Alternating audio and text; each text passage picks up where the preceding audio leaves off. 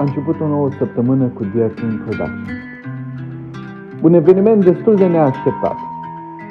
Birds in the sky and the trees are like demons. You offer me light and give me my reason to stay high. Let my body decide, 'cause you're my desire. As ugly as I, but I'll never be like you. No, we'll never be like you. Never becoming you. Perfect! But I'm just like you. There is a light under my skin. I'm running on crack. Tell me you miss it. I'll chase all the pavements. Never found home without you. I'm saying I can't do this alone. I'll never be like you.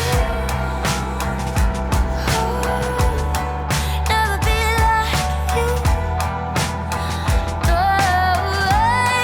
never becoming you. No, no.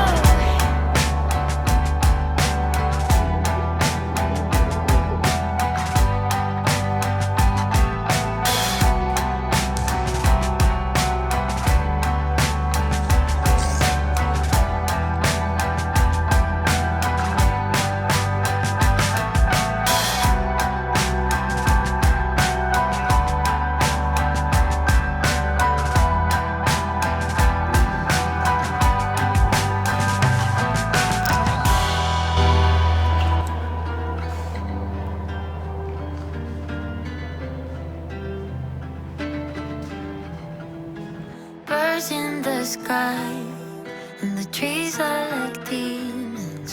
You offered me light and give me my reason to stay high. Let my body decide, 'cause you're my desire. As ugly as I.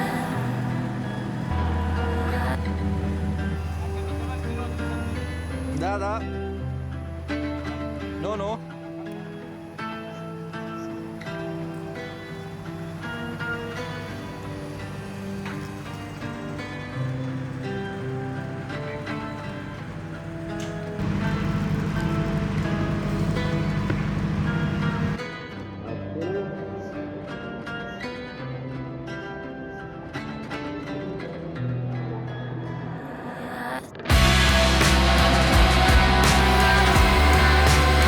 Patul culturii.